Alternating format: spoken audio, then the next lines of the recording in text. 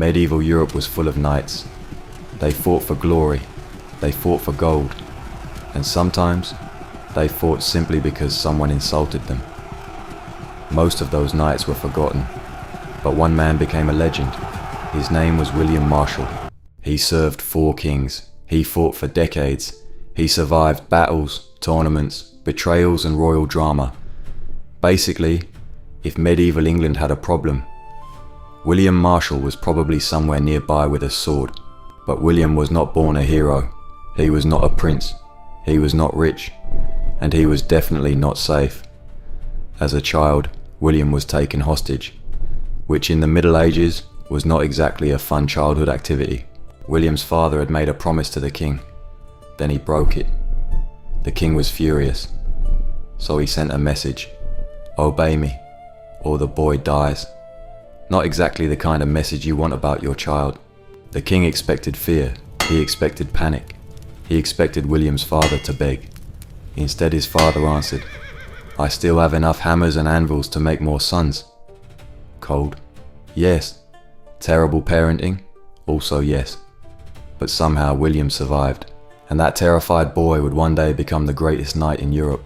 William survived, but surviving was the easy part. He wasn't a prince. He wasn't rich. Nobody was waiting to hand him a castle. If William wanted a future, he would have to earn it himself.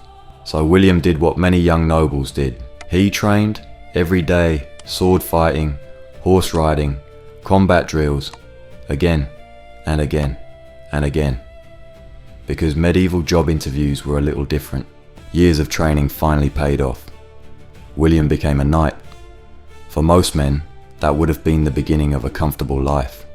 For William, it was the beginning of the hard part. Then William discovered tournaments.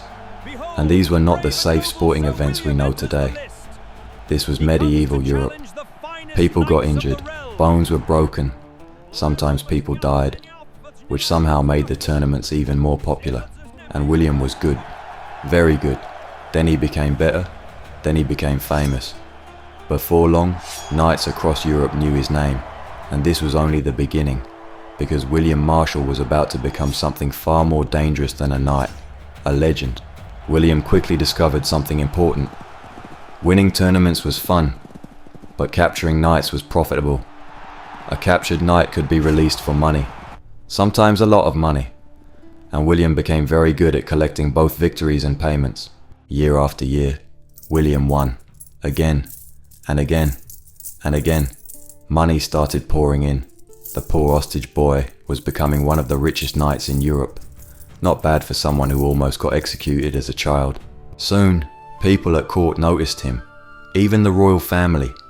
William was chosen to mentor the young Prince Henry, the future King of England. It was a huge honor, and it would change his life forever. But success creates enemies, and enemies create rumors. Soon, whispers spread through the court. Some nobles accused William of becoming too powerful. Others wanted him gone. Because in medieval politics, being popular could be dangerous. For a time, William lost favor. He was pushed aside, forgotten by powerful people. Many careers would have ended there. William's did not, because every time he fell, he found a way back. Years passed. Kings came and went, but then England faced a new crisis. The king was dead. His heir was just a child, and enemies saw an opportunity. Many believed the kingdom was about to fall apart. William was almost 70 years old, at an age when most people were thinking about retirement. William was preparing for another war, because someone had to save the kingdom, and once again, everyone looked at him. The old knight mounted his horse, raised his sword, and rode into battle. Again. Against all expectations, William led his army to victory, at nearly 70 years old, which is impressive today, and absolutely ridiculous by medieval standards.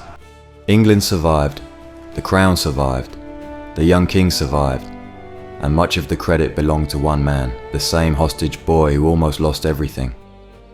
William Marshal died in 1219, not as a hostage, not as a poor knight, not as a forgotten soldier. He died as a legend, a man who served 4 kings, won countless battles, survived political storms, and helped save an entire kingdom.